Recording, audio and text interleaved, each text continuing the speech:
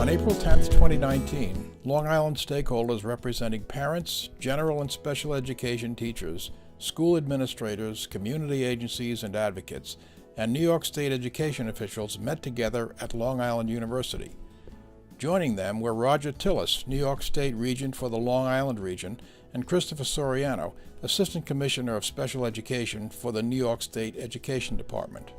Altogether, 105 people came together for the second Long Island Education Stakeholder Summit.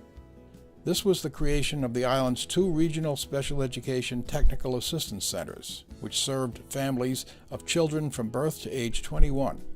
The centers, funded by New York State, have been located at Long Island University's Center for Community Inclusion. Helene Fallon, the center's assistant director, organized the event and described it as a way to engage a diverse group of stakeholders with the shared vision of improving outcomes for our youth and young adults with disabilities here on Long Island. The purpose of the first summit was to find ways to reduce conflicts between families of students with disabilities and their schools.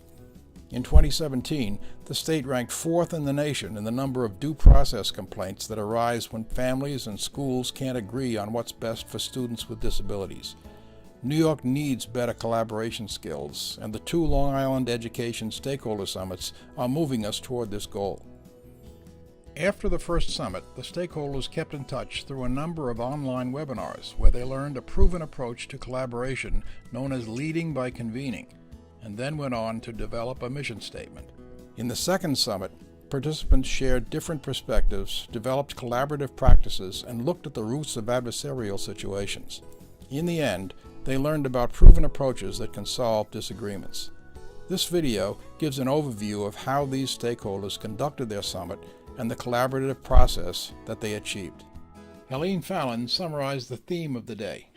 When we sit down and we have a conversation and everybody truly listens to each other, we know that we all have the same goal. If we focus on the child and we start to build a relationship, we can make change. Hopefully you're going to extend this out to your networks, and we're just going to have a great day today. It's a working day, and we really need to come up with some ideas and some strategies. Christopher Soriano summarized the need for positive relationships that will make it possible for stakeholders to meet the challenges that schools and parents of children with disabilities face. We are not doing a stellar job in meeting the outcomes that we need to be meeting and the purposes and requirements on the IDEA to provide parents, families, and most importantly, the children and young adults with disabilities in New York State what they need as far as outcomes go, from performance all the way through to what we're really sitting here today trying to unpack and unpeel is how do we have positive relationships so we can start to meet the indicators on the state performance plan around due process, around using more access to mediation, more looking at processes like IEP facilitation. How do we build those relationships so we don't get to the point of ever needing impartial hearings? And we look at the due process system in New York State, which is, I consider, a crisis. When you look at the volume of due process complaints in New York State, our system to process those is pretty much at a point of a standstill. With that said, the department has recognized that the concept of supporting meaningful stakeholder involvement in the work we do is critical. Our goal is to continue to create and support positive interactions between those that are in the system, us, and those that are serviced by the system. So we need to continue to move forward and include stakeholders in this work so that we have a full cadre of input to really drive improvement. But that all requires there to be a functional, positive system of relationships between families and those that have taken on the job to serve those students. And how we form those positive relationships, this room is really a great cross-section of those folks that are involved in that process. Next, Roger Tillis gave the stakeholders an update on how the problem of federal and New York State regulations on assessment is making it more difficult for parents and schools to find common ground, and his hope for a change. every year for the last 6, 7, 8 years that I've been on, I'm now the senior regent at 14 years on the Board of Regents. And every year I have hope that the assessment that we give to kids is going to be done right.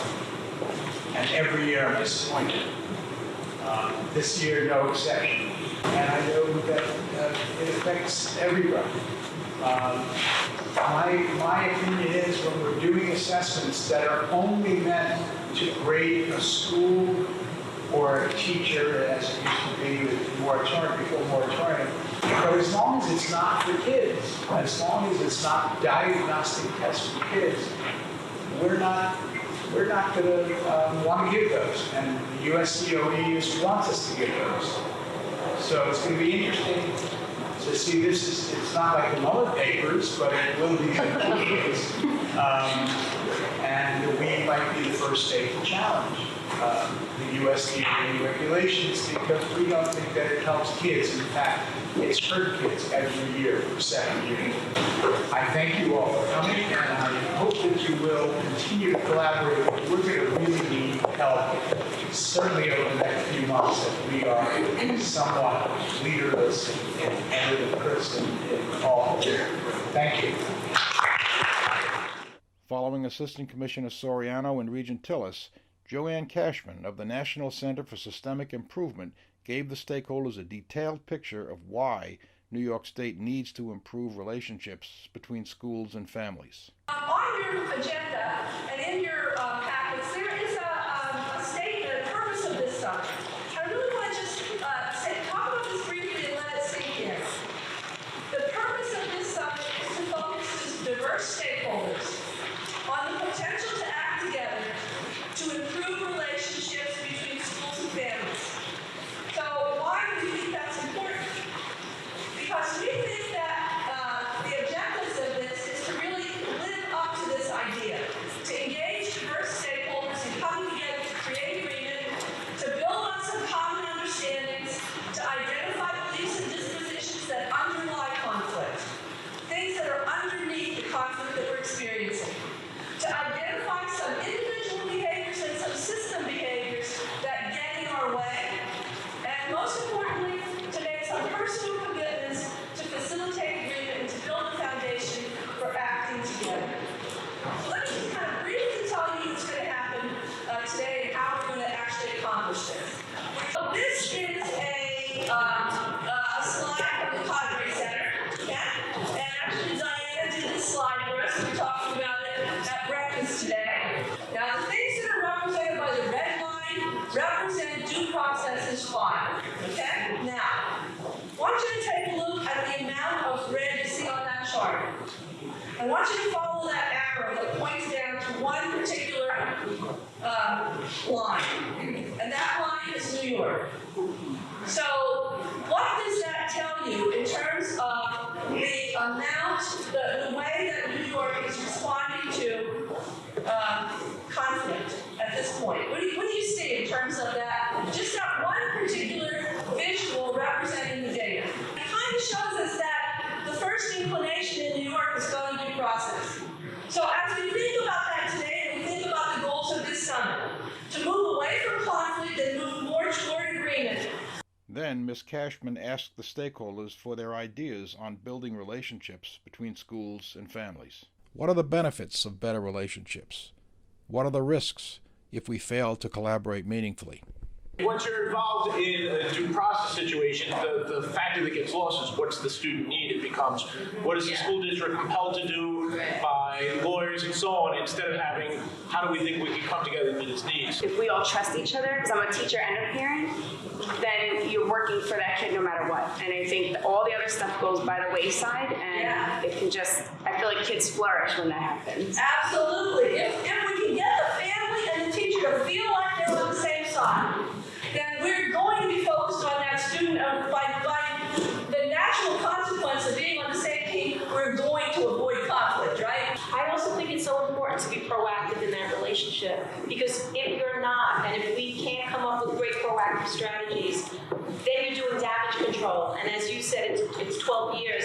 It's very hard to undo that. Well, that's a great way to put it. Damage control over 12 years. Who wants to let yourself in for that? Always watching your back. Somebody's looking for me to make a misstep. It's not the way to enter into these relationships. It's not the way to keep people in this profession. Between the two educational summits, the Center for Community Inclusion conducted a survey of the stakeholders. They asked for their impressions on 14 aspects of the relationship between parents and schools. These included statements such as, schools create a welcoming environment, and schools and families really listen to each other. Stakeholders rated each statement according to how important they thought it was for the family-school relationship and how much it represented actual conditions in their own schools. In the next stage of the summit, Ms. Cashman led the stakeholders through an analysis of their responses. But when we're really trying to look at understanding each other, there's two other things that are really important for us. And one of them is the range. The range gives us this idea of the low and the high scores. So you know that looking at this, we don't have the same perspectives on these issues, or we may not have the same perspectives on these issues. So it's the measure of difference. The next one is the most frequently chosen score. That's our measure of centrality, our measure of agreement. So what you have here is the range and the most frequent response, which tells us the degree of difference and the degree of agreement. So with those two things in mind, I want you to take a look at this, at the data that you put into this survey, and tell me, what are some of the things that you see in this data? What does it mean to you? What does it mean for us going forward? We were talking about number 6, and then right now I'm just linking it to number 12, how schools and families don't want to admit what they don't know. And there's that fear of being vulnerable. I don't know why that's a Nassau and Suffolk thing or a city thing too. I don't. But maybe we think we know it all and we don't want to admit that we don't. And instead of saying, we really have a problem here, like what are we going to do with this child? What can we do to help them? Let's try something new. I think there's fear on both sides. Something that troubles me is while it is true that the most frequent responses for the importance is a 10, it's not the whole response. And you do see some responses about the importance or value.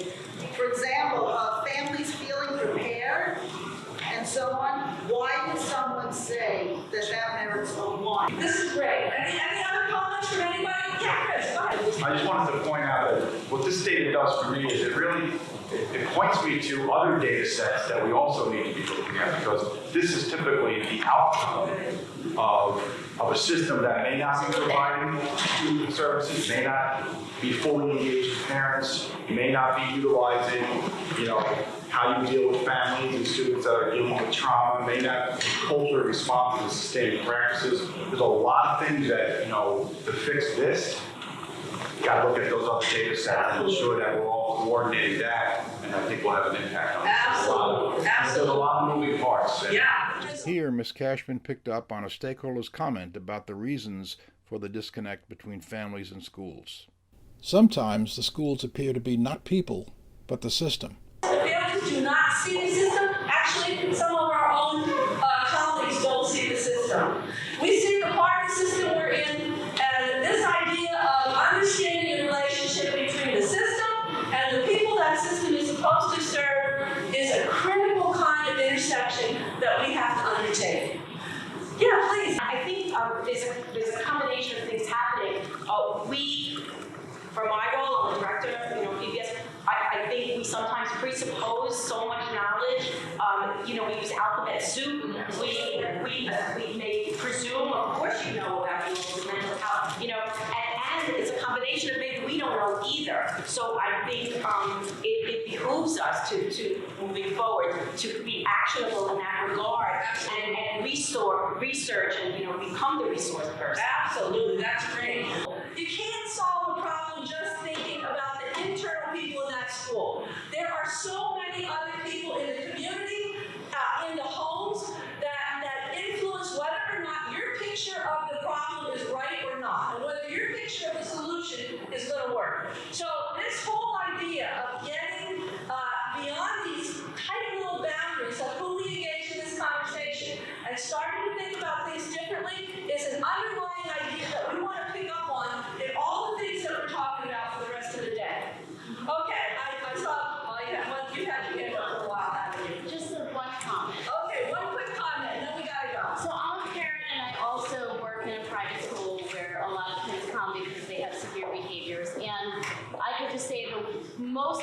important thing is trust. If you have no trust, you have absolutely nothing with your family. There's too much information available on Facebook with other parents' horror stories, and so finding ways to establish this trust, like Marie said, is so important. And if you can't sit at the table with family and acknowledge that they don't trust you and find ways to have that, you will have nothing and you will have conflict. And so that would be a great way to teach that. These personal behaviors that build or take away from trust, right? Absolutely. In the next stage of the summit, Ms. Cashman introduced the stakeholders to a 16-year project from the IDEA Partnership and the National Association of Directors of Special Education. This outlined a 6-step process called What We've Learned About Working Together. Step 1 tells us that systems are made of people who form relationships, and that these relationships are central to the change process. Step 2 tells us that the deeper feelings of trust and respect across these relationships, the more willing people are to create a shared vision for change. Step 3 tells us that the stronger the sense of shared vision, the more robust is the ownership of change. Step 4 describes the relationship between shared vision and mutual commitment. The more robust the ownership, the more solid the commitment to take risks, break down barriers, and share resources in order to accomplish these changes. Step 5 connects commitment to sustainable change. The more solid the commitment to the changes, the more sustainable will be the changes. Step 6 introduces the final element of the process. Even with deep trust, shared vision, robust ownership, and solid commitment, sustainable change is hard work. After reviewing these ideas, the stakeholders met in small groups to apply them to their own experience. If all of us in special education don't expect our students to have this positive trajectory of skill acquisition, right? We know that they acquire skills up and down, up and down, up and down. If we're going to try to implement some sort of change in this environment, we have to also accept that it's going to be up and down, up and down, up and down. Absolutely. And I think it's really important that, ironically, Dominic, who's from the Superintendent's Association, came over and said to me, we need an FBA. So we're talking about having an IEP, and I said, that's brilliant, right? Why is this happening? Why do we have so much due process? Why do we have so many state complaints? Let's take a look overall, and I love the idea, but you see, that's the type of thing we can work on when we talk about creating content. We can do an FBA, which might truly identify what is the reasoning behind fighting due process, right? Are we seeing it mostly in a small number of districts? And he also, I explained to him one of the things also that we really hope to come out, and we're going to talk about this later, is a cadre of trainers where we can send in. I asked, we would like to go to the superintendent's conference, right? And we want to have a parent, a teacher, a special ed director, a social worker. We want to, we've done a principal, we want to have everybody there to do one training, just one, to speak to those 300 members of your organization and say, we want to work this way, and we need to know that the superintendents are on board with us. We're available to help, but we're doing a training to make sure we get to every organization. So again, we're not asking you just to come and listen here today. Our goal is we're going to create that FBA, I can't wait, and we're going to go out there and we're going to train anybody that's willing to let us in the door. We came up with 8 areas of conflict that families and organizations are impacted with. First, time passes.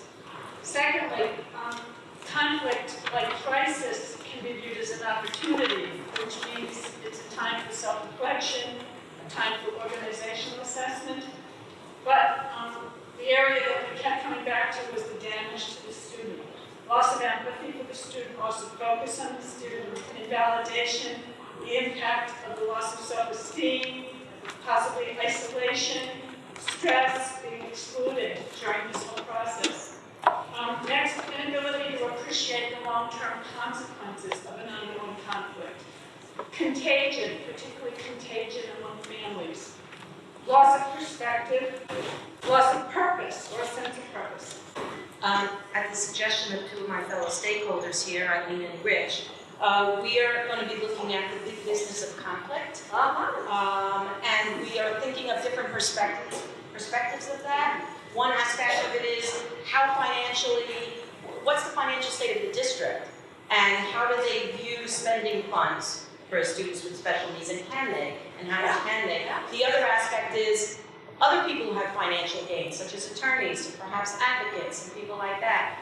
And then the other aspect of it might be the unintended consequences, and it might not be financial, but what other kind of big business of conflict, and what's the gains, for some purpose. Fantastic, that's fantastic. So now, you've heard what your own colleagues have identified as some of these common things that underlie the conflict. The conflict seems to be about a story that's going on, but what's actually the biggest barrier is one of the things that we've talked about. Not to say that there aren't real things that have to be addressed, but how are the people in this situation going at it? At the conclusion of the day, Assistant Commissioner Christopher Soriano wrapped up the summit. He reviewed the changes underway across the state and in Albany, and the future of stakeholder engagement in resolving conflicts between families and schools. We need your commitment to this work, because on our end, as a state educational agency, as well as to our funded network partners, we are committing the staffing resources to be part of this work.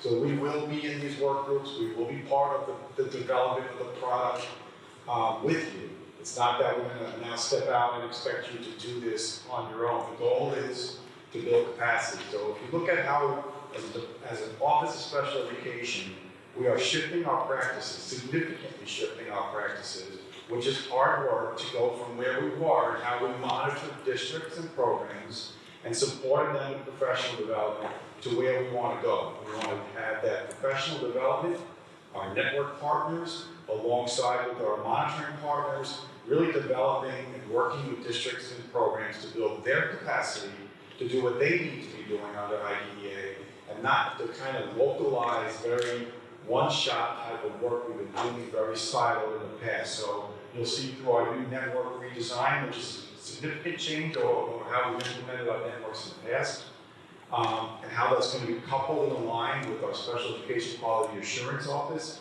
our Program Development and Support Services Office within the Office of Special Education, all aligned around the same set of data, with critical focus on how do we improve outcomes. So that's only going to happen if we are engaging stakeholders far more than we've ever engaged you guys in the past. And that is going to be, moving forward, a commitment from the department to continue stakeholder involvement, but then to make that stakeholder involvement more than just meetings, turn it into action, so that we walk away with some deliverables that we have to do moving forward. I again want to thank everybody, our federal people, our state-funded networks, our state education department staff, and of course everybody else here, the outside stakeholders from those groups, for what has been a very information-filled long day. For me, very exciting work moving forward.